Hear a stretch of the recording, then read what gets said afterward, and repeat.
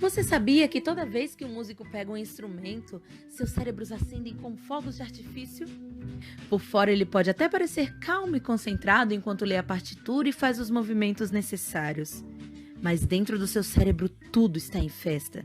Como sabemos disso? Bem, nas últimas descobertas, os neurocientistas fizeram enormes progressos para entender como nosso cérebro funciona, monitorando o cérebro em tempo real com instrumentos como a IRM funcional e scanner PET. Com as pessoas conectadas a essas máquinas, tarefas como ler ou resolver problemas de matemática têm áreas correspondentes no cérebro onde se pode observar a atividade. Quando os participantes ouviram música, eles viram fogos de artifício. Múltiplas áreas do cérebro acenderam de uma só vez, enquanto processavam sons, separando os elementos como melodia e ritmo e juntando-os de novo numa experiência unificada de ouvir música. Tudo é feito entre o segundo em que começarmos a ouvir a música e começar a marcar o ritmo com os pés. Quando os cientistas trocaram observar o cérebro de quem ouve música por analisar o de um músico que a executa, houve um festival de fogos de artifício. Se ouvir música faz o cérebro executar tarefas interessantes, tocar música é equivalente a fazer ginástica com o corpo inteiro. Os neurocientistas viram que muitas áreas do cérebro se acendem simultaneamente, processando várias informações de forma complexa, cheia de relações em sequências rápidas. Mas o que acontece ao se tocar música que acende o cérebro de tal forma? As pesquisas ainda são muito recentes, mas eles têm uma boa ideia. Tocar um instrumento envolve praticamente todas as áreas do cérebro de uma só vez, principalmente as áreas visual, auditiva e motora. Como todo exercício, a prática disciplinada e estruturada de tocar faz com que essas funções do cérebro fiquem mais fortes, permitindo-nos aplicar essa força em outras atividades. A diferença mais óbvia entre ouvir e tocar música é que tocar envolve habilidades de movimento muito delicadas, e essas habilidades são controladas pelos dois lados do cérebro. Essa atividade também combina a área da linguagem e cálculos matemáticos controlados pelo lado esquerdo, com os conteúdos novos e criativos, domínio do lado direito. Por isso, descobriu-se que tocar música aumenta o tamanho e a atividade do corpo caloso no cérebro, a ponte que liga os dois hemisférios, e permite as informações circularem rapidamente e em rotas mais diversificadas, e pode ajudar os músicos a solucionar problemas de forma mais efetiva e criativa, tanto na área acadêmica quanto social. Porque fazer música exige criar e entender seu conteúdo emocional e a mensagem, os músicos também têm níveis mais altos de função executiva, uma categoria de tarefas interligadas que envolvem planejamento, estratégia e atenção a detalhes, e que requerem análise simultânea dos aspectos cognitivos e emocionais. Essa habilidade também tem impacto em como funciona o nosso sistema de memorização. De fato, músicos mostram memória melhorada. Eles criam, mantêm e acessam memória de forma mais rápida e eficiente. Estudos demonstram que músicos parecem usar seus cérebros altamente conectados para colocar várias etiquetas em cada memória. Uma etiqueta conceitual, outra emocional, uma auditiva, outra contextual, como se fosse um bom mecanismo de busca na internet. Como saber que esses benefícios se aplicam somente à música e não aos esportes ou à pintura? As pessoas que gostam de música são naturalmente mais inteligentes? Neurocientistas exploraram essas questões e até agora perceberam que os aspectos artísticos e estéticos envolvidos em aprender a tocar um instrumento musical são diferentes de todas as outras atividades de estudo, mesmo outras artes. Em diversos estudos aleatórios com pessoas que tinham o mesmo nível de cognição e processamento neural, as pessoas que foram expostas a um período de aprendizado de música mostraram melhoras em várias áreas do cérebro quando comparadas com outras. Essa pesquisa recente sobre os benefícios mentais de se tocar música melhorou nosso entendimento sobre as funções mentais, revelando os ritmos internos e as complexas interações que fazem a incrível orquestra do nosso cérebro.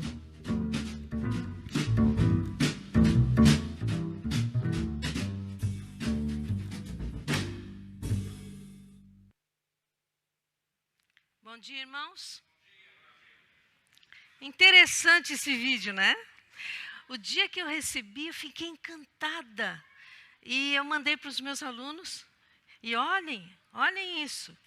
As crianças que estão aqui, com certeza depois desse vídeo, você já escolheu qual instrumento que vai aprender? Guitarra, flauta, piano, saxofone, enfim. Tantos instrumentos.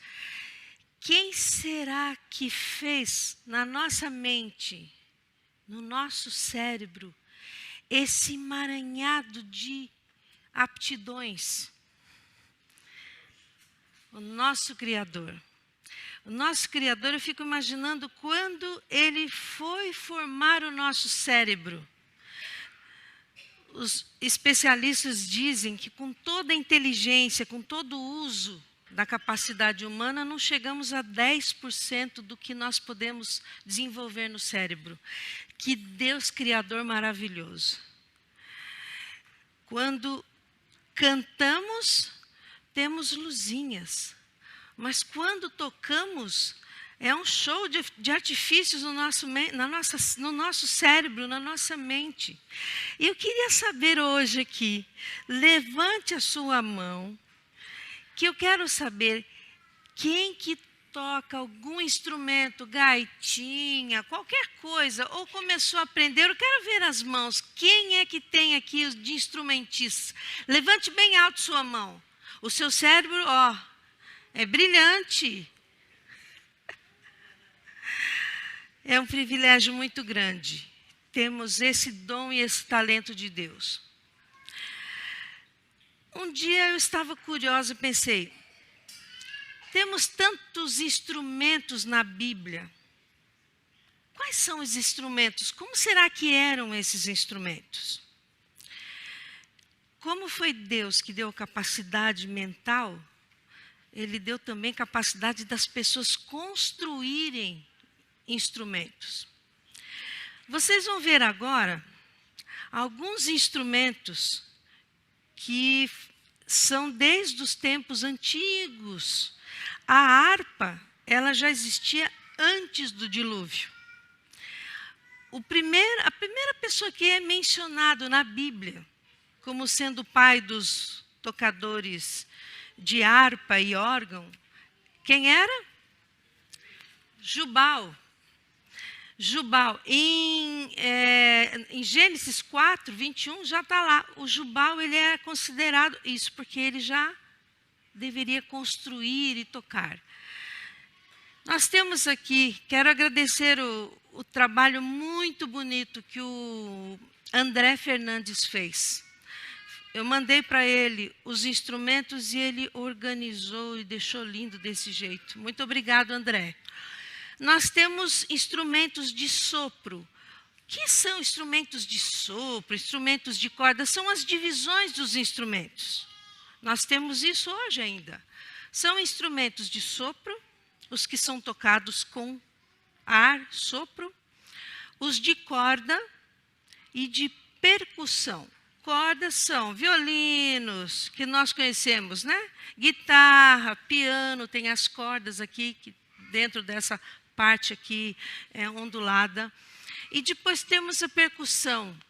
São instrumentos que nós temos que bater neles para eles fazerem sons.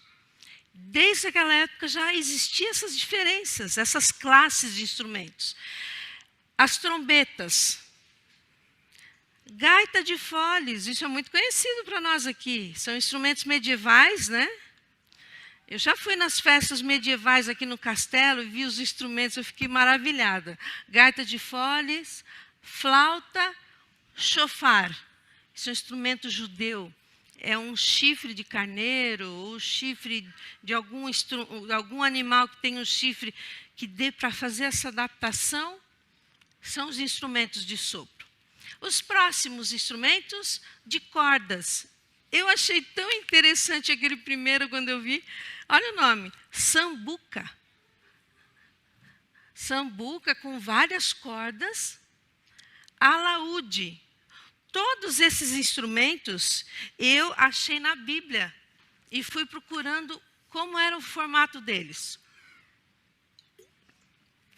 A harpa. Temos até a pastora Ruth aqui em Portugal que toca. Instrumentos de 10 cordas.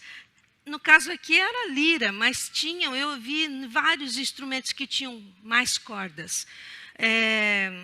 Tanto é que o Davi tocava, né, para acalmar o rei Saul, ele tocava instrumentos de cordas. Próximo grupo, instrumentos de percussão. Aquela primeira lá é um saltério.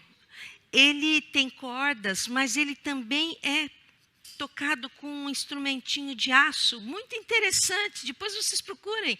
É muito interessante a gente conhecer esses instrumentos. O pandeiro nós temos até o dia de hoje, que usamos, né, na escola com as crianças. A dufe. A dufe é a espécie de um pandeiro, só que o pandeiro tem em volta dele aqueles círculos de metais que quando a gente balança e faz... O pandeiro não, desculpe, o adufe é só batido. O tamboril, que vem a ser o nosso tambor, era um tamborzinho menor. E os símbolos. Esses símbolos, eles nada são diferentes dos pratos que conhecemos hoje, que eles podem ser tocados com baquetas, ou são uns pequeninos, que eu já tinha para a educação infantil. Aquilo a gente bate assim, ó, e aquilo ressoa fino e fica aquele agudo. Esses instrumentos todos fazem parte da história musical da Bíblia e muitos outros. Peguei alguns que a gente tem muita repetição desses instrumentos. Nós temos, no tempo do Davi, se vocês forem olhar a história, em todos os momentos tinha instrumento e tinha música. Momentos de vitória, música. Momentos de súplicas a Deus, cantavam hinos. Eles iam passar em algum lugar, música, eles tinham muitas músicas. Na celebração do santuário, do templo, músicos, inclusive, desde aquela época, já tinham músicos escolhidos como os cantores do serviço da igreja. Já viram? Especialmente escolhidos os músicos. E achei muito interessante, num dos textos que li a respeito do Davi, Davi era um amante da música. A música fez parte dele a vida inteira. E eu achei interessante que ele chegou para o chefe dos levitas e falou o seguinte: olha, você vai escolher entre os levitas músicos, alguns para tocar, outros para cantar. Mas o seguinte, eu não quero ninguém. É para cantar com júbilo, é para cantar com alegria, é para cantar com o coração, com a alma. E assim foi. O chefe dos levitas denominou um, especialmente entre eles, que fosse o líder. E esse evento especialmente foi porque a arca do Davi, que tinha as tábuas da lei, estavam numa casa e era tempo de ser tirado daquele local e levado para a cidade de Davi. Então o Davi fez essa convocação. E o povo foi junto. E eles não iam calados, conversando sobre, eu comi uma fruta, eu comi isso, e você, o que fez ontem, o que fez hoje? Não! Eles iam cantando, eles iam louvando. E os sacerdotes, porque todos que eram levitas, eram dedicados ao serviço do Senhor, das coisas da igreja. Entre eles tinham os especialistas em música, instrumentos, em canto. Mas vamos seguir um pouquinho à frente. Vocês têm aqui a figura, né, do sacerdote, muito interessante. Mas todos nós aqui temos um instrumento. Que instrumento você tem? É natural. A voz. A voz humana. Eu trouxe aqui para vocês darem uma olhadinha, que interessante. São sobre as cordas vocais. As cordas vocais são as responsáveis para emitirmos som. As cordas vocais ficam nessa região aqui, ó. Estão vendo ali? Cuerdas vocales. Não temos mais a rema aqui, para falar o castelhano. cordas vocais aqui. O que acontece com essas cordas, né? Então, nós temos o aparelho respiratório. Pode pôr o próximo, por gentileza. Nós temos o pulmão. Quando nós cantamos, muitas pessoas respiram errado. Levantam os ombros. Aqui o som é muito curto. Quando nós usamos o diafragma, toda a parte torácica se enche de ar e nós temos mais ar para cantarmos mais tempo, não precisamos respirar toda hora. Então, nós temos o diafragma, que é um músculo que pode ser desenvolvido, e temos os pulmões, enfim, toda a parte respiratória. Tem mais algum? Tem mais um. Aqui é muito interessante isso. Isso aqui é um pedacinho das cordas vocais que temos aqui. Eu achava que era o contrário, durante muito tempo. Vejam, isso aqui parece uma boquinha. Isso é a corda, que quando você fica quietinho, igual você está agora, as pregas vocais e a corda vocal, ela abre, ela relaxa. Para nós cantarmos ou falarmos, elas se juntam e nessa fricção sai o som. Interessante, a gente pensa que é o contrário, né?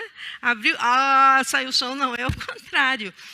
Quando estamos quietos, as cordas vocais estão relaxadas e a gente dá um descanso. Por isso que tem pessoas que têm calos nas cordas vocais, que são mal usadas, ou há um problema físico porque gritou de uma maneira que não podia, falou, cantou errado, enfim, N motivos. Aí o que acontece ali na prega vocal? Fica um calinho aqui, ó, e ela não consegue juntar para ela fazer a pressão para o som sair. Então fica ali um buraco ali, uma falha, e não consegue. E por isso que a pessoa fala, estou com calo nas cordas vocais, não consigo mais cantar. Porque não existe essa pressão e essa fricção para sair o ar. E aí nós temos o problema das cordas vocais. Nós temos agora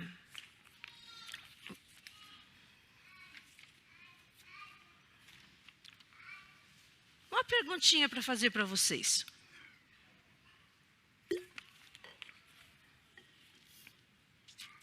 Qual será que é o objetivo para que existem os hinos?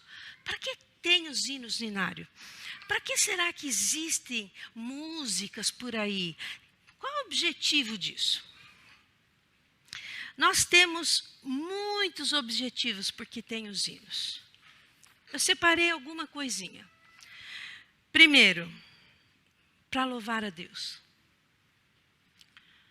Segundo, para conforto da nossa alma. Terceiro, os hinos são orações cantadas. E mais um item, entre tantos. Quando nós cantamos hinos que falam do nosso lar celestial, que falam do céu, como é o céu, sobre a volta de Jesus, o que se passa no nosso coração? Esperança de termos um lugar melhor do que o que vivemos aqui. Um lugar que Jesus está preparando para nós. Nós temos que encarar os hinos como uma forma de nosso expressar a Deus. Eu considero a igreja de Setúbal uma igreja muito musical. Tanto é que eu fiz um desafio para a igreja. Eu fiz o arranjo do lado a lado aqui e nós espalhamos para vocês ensaiarem as vozes, porque hoje, no fim do culto, nós vamos ter aqui um coro. Cada um vai cantar a sua voz. Se você não sabe nenhuma voz, canta a melodia, mas cante. Muitas vezes, irmãos, no momento do hino, no momento da música, nós estamos abrindo a nossa boca. Sai algum som, mas falta a alma. Falta pensarmos no que nós estamos cantando. Falta uma ligação direta com o nosso Deus, que nos deu essa maravilhosa bênção de termos um inário, de termos hinos. Nós temos vários tipos de hinos no inário. Nós temos hinos calmos, nós temos hinos mais alegres, nós temos hinos de reflexão. Nós vamos agora cantar um hino que ele é de reflexão. Esse hino fala sobre o descansar em Deus. Nós tivemos aí, durante um bom tempo, essa história da pandemia.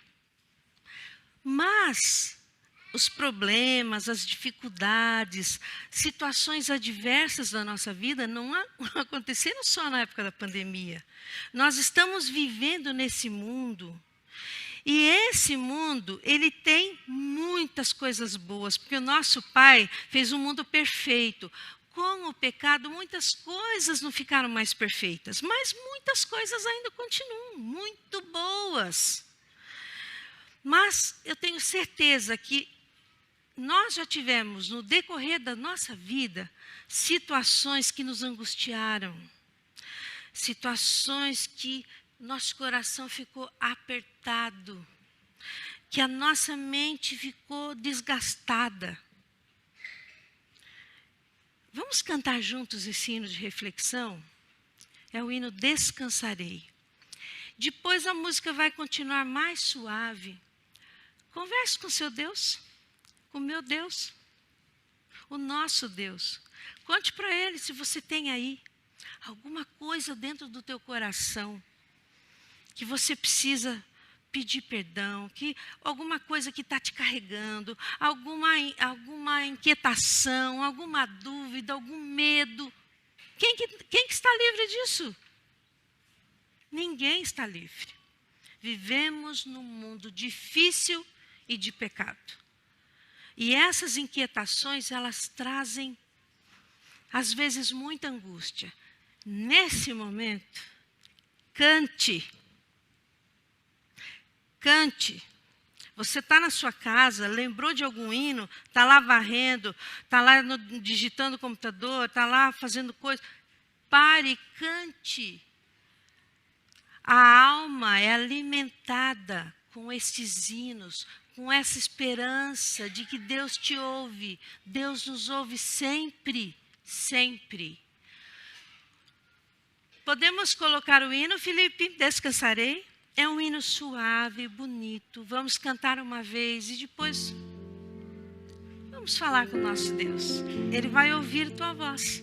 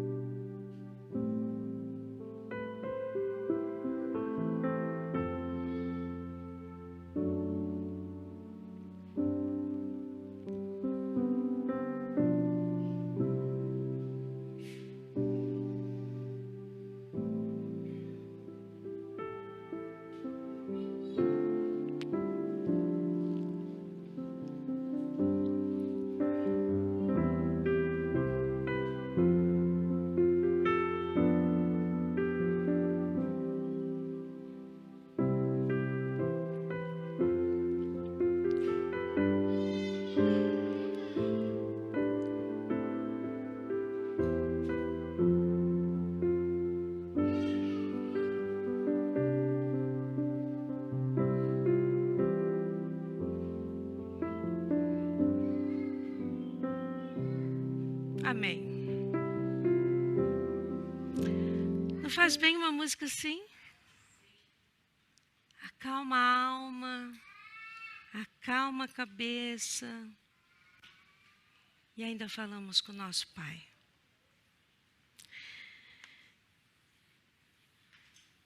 Eu queria saber se vocês conhecem o que são aqueles nomes no inário. Quando a gente pega o inário, tem um nome do lado de cá e um nome do lado de lá, em cima do inário.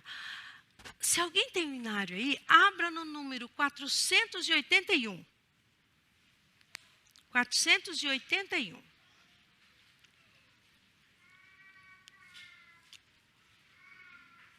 Acharam? Esse hino a Manguida gosta bastante, porque eu já toquei várias vezes quando ela faz o sermão, não é, Manguida? E mais vezes a gente canta esse hino. Tem em cima um nome. Quem está vendo algum nome aí? Qual? Enio Monteiro de Souza.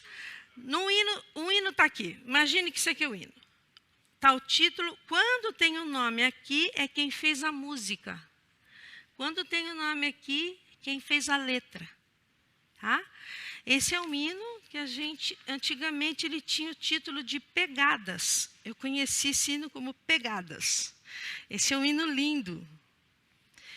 Então, Enio Monteiro, é quem fez, no caso, a letra e a música, porque só tem esse nome, né? Esse nome é diferente aqui em Portugal, não é? Tem algum Enio aqui?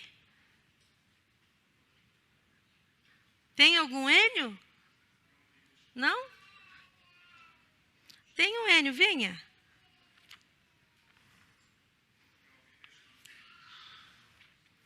Esse irmão nosso aqui chama Enio. É diferente o nome, né?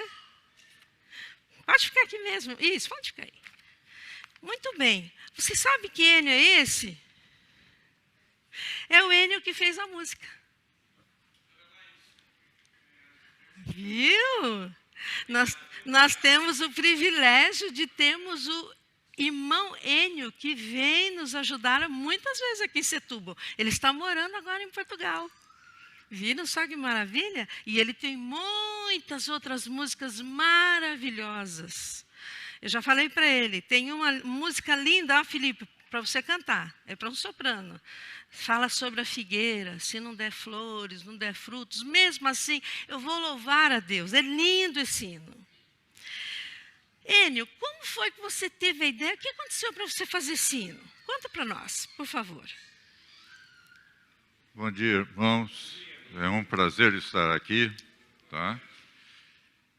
Nós estamos há pouco tempo em Portugal, estamos aprendendo a conviver com os irmãos aqui. Está sendo um prazer muito grande, uma honra muito grande para nós. Sobre este hino, tem uma história que eu gostaria de contar, que é interessante. Em 72, houve um congresso em Manaus, no Amazonas, lá, e o Departamental de Jovens da União Oeste Brasileira me encomendou uma música. Ele queria uma música sobre pés. E, naquela época, o Congresso tinha como título, lema, Ide. Então, eu queria uma música sobre pés. Eu disse, como é que eu vou fazer uma música sobre pés? O meu amigo William Costa Júnior tinha acabado de produzir uma música chamada Mãos. E agora eu ia falar sobre pés. Isso não aparece, essa ideia não vinha. Mas uma madrugada eu acordei e me lembrei de uma história que um pastor contou, uma ilustração que ele contou no sermão. É só de um menino, filho de um guarda florestal. É assim que chamam aqui em Portugal, guarda florestal. E era uma região muito difícil, muito perigosa. Então, o menino foi instruído a não se afastar das redondezas da casa para não correr o risco de cair no pântano, numa areia movediça. Então, ele obedecia plenamente essa ordem. Até um dia que aconteceu uma emergência. E a única pessoa que estava disponível para procurar o pai era ele. E ele foi. E conseguiu chegar sem nenhum problema junto do pai, trouxe o pai. Tá? Aí ele era o herói da história. Então, foram perguntar para ele como é que ele tinha conseguido se livrar dos perigos e chegar até o pai. Ele disse, simples. Eu só punho o pé onde eu via a marca do pé do meu pai. Essa ideia me veio e eu achei que era o momento, o assunto ideal. E sobre pés, então, vamos falar sobre pés. E justamente uma lição para a nossa vida cristã. Só colocar os pés onde Jesus deixou a sua marca. Isso aí, a inspiração que me veio, e eu consegui transformar isso em letra e música. Acordei de madrugada, a letra e a música se encaixaram, e dormi, no dia seguinte levantei para escrever. E, graças a Deus, está sendo útil até hoje. E eu fico contente de saber que está sendo útil aqui em Portugal também. Agora nós vamos cantar o hino 481, com o nosso privilégio de sermos acompanhados pelo autor do hino.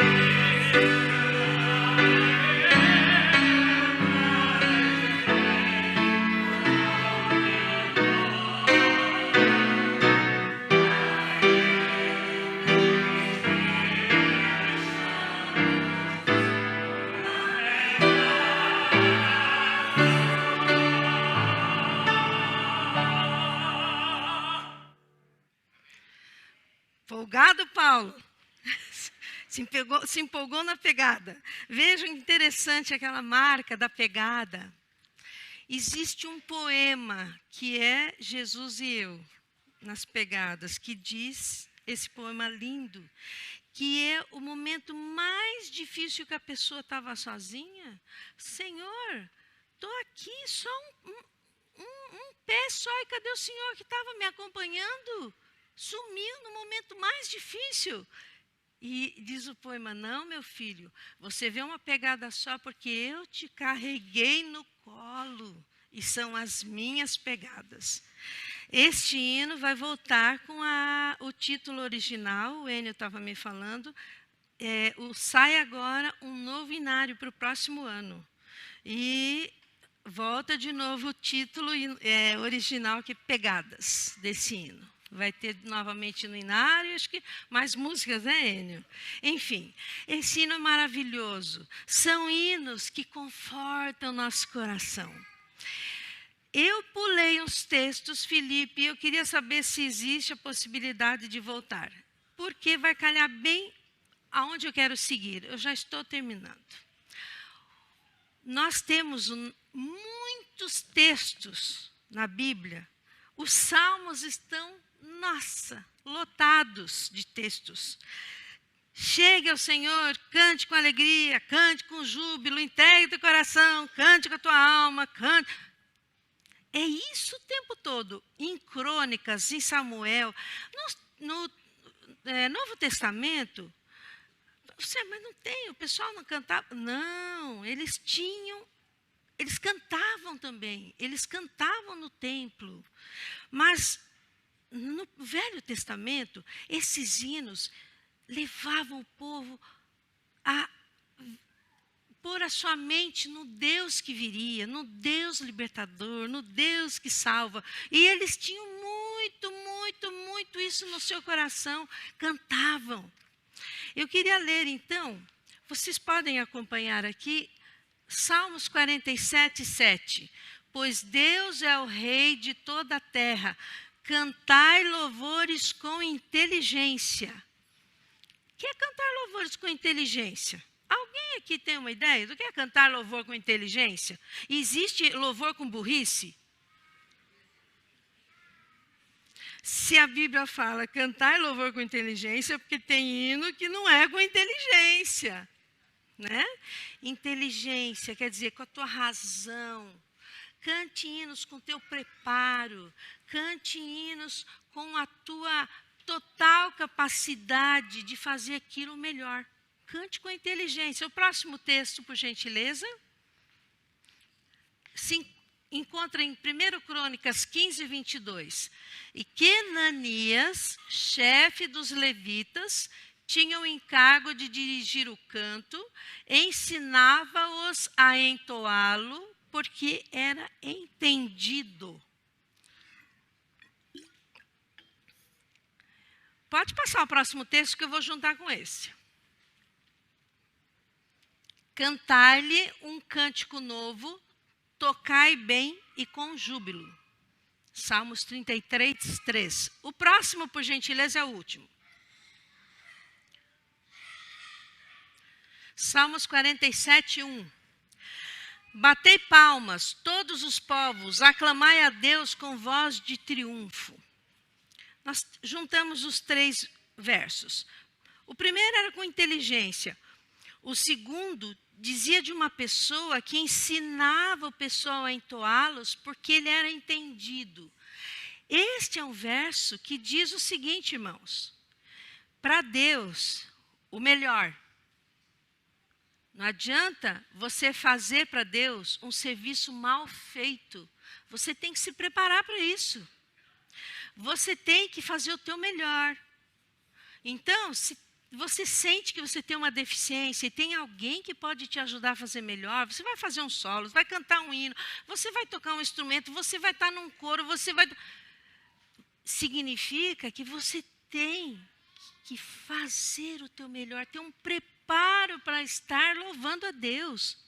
O nosso Deus deu inteligência, o nosso Deus deu sabedoria, Ele deu dons, mas não é só chegar de última hora e fazer qualquer coisa. Isso é uma abominação para Deus. Ele usava daquela época pessoas para fazerem um trabalho bom, um trabalho bem feito, para aperfeiçoar. Eu sou assim, nasci assim, você sempre assim. Tem a história dos talentos, lembram? Deu 1 para um, 2 para outro, deu 5 para outro. Tá. Contas, venha cá, quantos você desenvolveu? Eu fiquei com medo, enterrei. Você, eu tinha 2, dei 4, 5, fiz 10. Um dia, meus queridos, nós vamos estar frente a frente com o nosso Deus no olho a olho. Ninguém vai estar defendendo você. Deus vai pedir contas do que Ele fez e o que você desenvolveu e o que você trabalhou em cima do que Ele te deu de talentos. É muito sério isso. Quando eu escuto coisas que acontecem na organização, nas igrejas, eu sempre falo o seguinte, isso não me afeta, não afeta a minha fé. Eu sim, digo o seguinte, vão ter que dar conta a Deus olho a olho, não é ser humano, olho a olho. todos teremos que prestar contas. E Deus nos alerta, olha, faça com inteligência, faça com preparo, mas tem um item, com júbilo. Alegria, né? Isso quer dizer, irmãos, que fica aqui um apelo que a igreja de Setúbal, que é muito musical, que desenvolva esse talento, que cresça, que cante, que pense o que você está fazendo aqui. É o nosso Deus que deu muitas bênçãos para você durante a semana, que te protegeu, que te livrou de perigos, que está preparando um lar eterno para você. Só isso são motivos para nós estarmos aqui e cantarmos com gratidão, com o nosso coração e com a nossa alma, né? Nesse espírito, tem vários hinos, né? No nosso cenário. Nós vamos cantar um hino agora que fala sobre a alegria de nós estarmos no céu. E depois, vocês se preparem, porque depois nós vamos cantar lado a lado aqui, de pé, e eu quero ouvir um grande coro dessa igreja, com vozes, com júbilo, com alegria, agradecendo a Deus tudo que Ele fez por você nessa semana. Só o fato de estarmos aqui vivos, isto é um motivo de nós darmos muitos louvores a Deus. Quando você está triste, cante. Quando você está preocupado, cante. Quando você está feliz, cante. Quando você tem muito motivo de gratidão, cante. Faça um teste na sua vida. Ponha mais hino no teu coração durante a semana. E você vai ver como o teu coração vai estar mais descansado, mais aliviado. Pois você vai estar numa relação de oração com Jesus. Vamos cantar agora o hino Mansão sobre o Monte. Bem animado, nós vamos ter essa alegria de estar com Jesus no céu. Mansão sobre o Monte. Vamos cantar.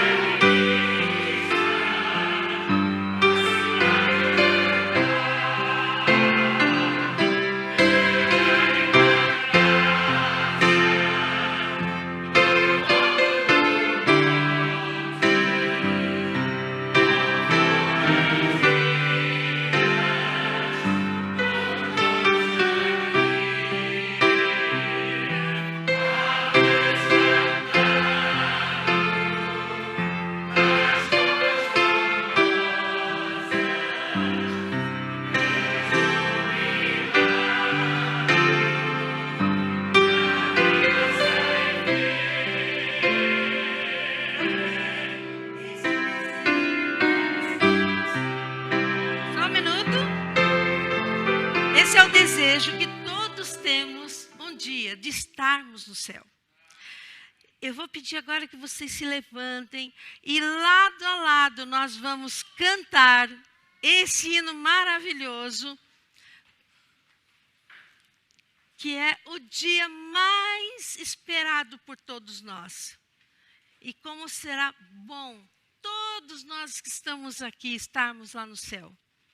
Que Deus possa abençoar cada um de vocês, para que o nosso caminhar do dia a dia até o fim, em que aconteça esse retorno de Jesus, que está tão perto, que Ele nos capacite de fazermos o nosso melhor por Ele e que nós possamos estar sempre numa ligação íntima com Jesus, através dos hinos que temos o privilégio de ter.